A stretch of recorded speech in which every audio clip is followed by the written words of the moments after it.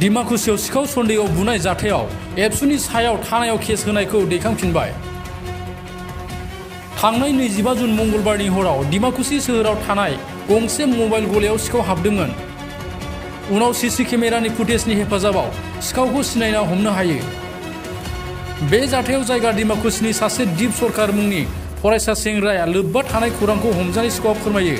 सिखावखौ लाना दीप सरकारखौ गलादारनि हेफाजाबगिरिफ्रा गारि गंसेजों दीप सरकारखौ दैखांना लानानै फैयो।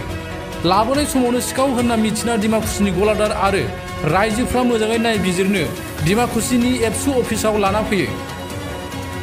बे समावनो सिखाव होनना मिथिना नायनो फैनाय रायजो राजाफ्रा बुला बुसि खालामनायाव एसे जखम जायो। बे जाथायाव डिमाकुसि दखरा एबसुनि दैदेनगिरिफ्रा लोब्बा दं होनना दीप सरकारनि बिमा आरो नखर फोलेरा न्याय मोननांगौनि थाखाय डिमाकुसि एबसुनि सायाव थानायाव केस थिसनदोंमोन। बेखौ लानानैनो डिमाकुसि दखरा एबसु आरो बेंगलि फेडारेशनजों जयै सावरायलायना थांनाय 25 जुनाव सासे दीप सरकारखौ लामानिफ्राय हमनानै एबसु बिबानगिरिफ्रा मावखुलियाव लाबोनानै बुदों होननाय जाथायनि सायाव बिमाया केस थिसननायनि सायाव गुवारै सावरायलायो आरो जेराव दीप सरकारनि बिमाया सोर फरायसा आफाद बेखौ मिन्थिया, दीप सरकारखौ बाहेरानि मानसिफ्रासो बुंहोदोंमोन।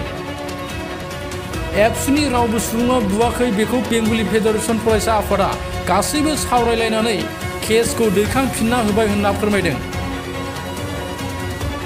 बिथांमोना फोरमायबावदों दि दिनैनिफ्राय ज' जानानै खौसे खामानि मावलांगोन आरो जों रावखौबो एना एनि जाहोनो होनाय नङा आरो बिटिआर बेंगलि फेडारेशना एबसुजों जयै खामानि मावलांगोन होनना खौरां मेलनि गेजेरजों फोसावो।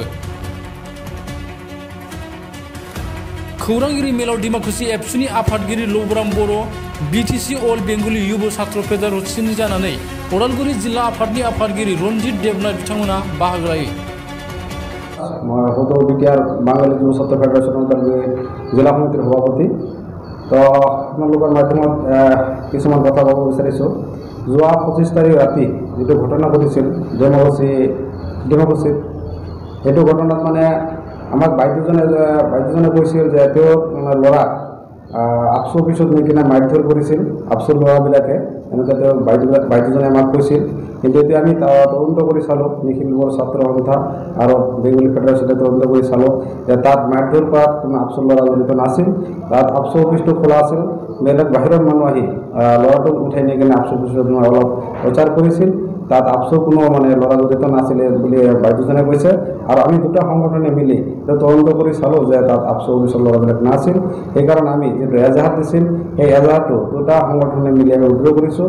ডিমাকুছিৰ শান্তি বজাই ৰখাৰ কাৰণে আমি যিটো মানে একলগত মিলি চলিবৰ কাৰণে যিটো মানে ভাল সিদ্ধান্ত ভালকৈ চলিব পাৰে এইটো এটা সিদ্ধান্ত লৈ কিনে আমি কেছটো উদ্ৰ কৰিছোঁ। ধন্যবাদ। ছেক্ৰেটাৰীৰ ওপৰত দিছিল, কিন্তু তাত আপচু প্ৰেচিডেণ্ট ছেক্ৰেটাৰী জড়িত নাছিল। এতিয়া আমি এইটো মানে ক্লিয়াৰ পালোঁ।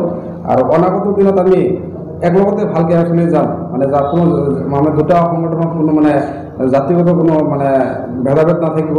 আমি একলগতে মানে আমাৰ এই বিটিচিৰ স্বাৰ্থত উন্নয়নৰ স্বাৰ্থত একলগত কাম কৰি যাম বুলি আমি আশা প্ৰকাশ কৰিলোঁ। আজিৰ পৰা এইটো ঘটনাৰ লগত কোনো মানে এইটো ঘটনাত মানে কোনো মানে জড়িত মানে এইটো ঘটনাক লৈ কোনো মানে উত্তেজনা যাতে নহয়, আমি একেলগতে মানে যাতে মানে ভালকৈ চলিব পাৰোঁ। ভালকৈ মানে যাতে বড়ো হওক বা বাঙালী হওক বা আদাৰ জনজাতি হওক চবৰ লগত এটা সমন্বয় বজাই ৰাখি মানে চলিব লাগে বিটিচিৰ উন্নয়নৰ স্বাৰ্থত। ধন্যবাদ। बयखौबो दिनै दाख्लै 25 तारिखआव जि मोनसे जाथाय जालांदोंमोन डिमाकुसि टाउनाव मोनसे सिखाव खावनायनि, आरो बेखौ लानानै सासे माने बाङालि गथ' दीप सरकार बिथांखौ बुनायनि जि जाथाय आरो बे जाथायखौ लानानै जि जोंनि गेजेराव माने ससियेल मिडियायाव माखासे माने बेब्रिबां गोरोन्थि फोसावलायनायफोरा जादों। दा बिनि सायाव जोङो दिनै अल बिटिआर बाङालि जुब छात्र परिषदनि आफाद फेडारेशननि आफादगिरि बिथाङा जोंजों लोगोआव दङ आरो डिमाकुसि आन्चलिक माने बिटिआर बाङालि जुब छात्र फेडारेशननि आफादगिरि आरो गाहाय नेहाथारि लोगोसे बिथांमोननि बिबानगिरि बिथांमोना दङ। जोङो दिनै जयै सावरायलायनानै दायखौ बिजिरनाय जादों जे गोरोन्थिया मामार। ससियेल मिडियायाव माखासे बाथ्राफोरखौ फोसावनाय जादोंमोन डिमाकुसि एबसुखौ लानानै, जे डिमाकुसि एबसुआ सासे बाङालि गथ'खौ माने लामानिफ्राय किडनेप खालामनानै एबसु अफिसाव लांनानै बुहैदों, टर्चार खालामदों, बेबायदि माखासे माने बाथ्राफोरखौ मिडियायाव बांसावनाय जों नुदोंमोन आरो बेखौनो लानानै जोंनि गेजेराव माखासे बिबां कमेन्ट होलायनाय जों नुदों। नैबे मिडियानि गेजेरजों नोंथांमोननो रोखायै फोरमायनो लुबैबाय दिनै बेयाव डिमाकुसि आन्सलिक एबसुआ बे बुनायाव जेबो लोब्बा गैया, बेयो रोखा जाबाय आरो नैबे बाङालि फेडारेसननिफ्रायबो बिथांमोना दिनै रोखा खालामनानै होबाय। बिथांमोनाबो सिमान जादों जे मिडियायाव जिखिनि बाथ्राफोरा गोसारदों बेयो गोरोन्थि जादोंमोन। जोंहा दिप सरकारनि बिमा बिथाङा गावनि स्टेटमेन्टआव बुंदोंमोन जे डिमाकुसि एबसु अफिसा आंनि फिसालाखौ लानानै बिदि टर्चार खालामहैदों होनना बुंदोंमोन। दिनै बिथाङा सिमान जादों, बिथाङा जोंनि अफिसनि माने दैदेनगिरिफोरखौ सिनायजोबा जिहेतु बिथाङा न'आव थायो। दा बेखायनो बिथाङा गोरोन्थि बेखिनिखौ बुंफ्लांदोंमोन, बेखौ स्वीकार खालामबाय आरो जोंनि एगेन्स्टआव जि मोनसे एजाहार होदोंमोन बे एजाहारखौबो माने बिथाङा जेबो आपत्ति गैयालाबासिनो बोखांनानै लाफिनदों आरो दिनै जोङो मोननैबो संगठना एखे लोगो जिरायनानै जोङो गोजोन मोनसे जि थासारि बेखौ लाबोनायनि थाखाय नैबे मिडियानि गेजेरजों जों फोसावनो सानदों। बिटिआरआव आरो जोंनि डिमाकुसियाव बयबो जाति जनगोष्ठीनि गेजेराव अनलायनाय गोजोन खौसेथि बियो थाबाय थानांगोन आरो बेखौ दुलाराय बर' फरायसा आफाद हिसाबै डिमाकुसि आन्सलिक आबसु हिसाबै जोङो बिनि सायाव खामानि मावो आरो मावगासिनो दं, इयुनावबो मावगोन। दा दिनै जोङो बाङालि फेडारेसन आरो डिमाकुसि आन्सलिक एबसु जयेन्टलि माखासे खामानिफोरखौ जोङो मावनो लादों।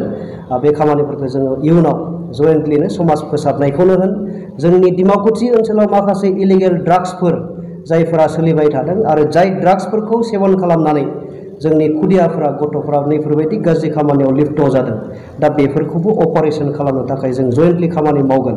बेखौ नोंथांमोननि मिडियानि गेजेरजों जों फोसावनाय जाबाय। गोजोन्थों।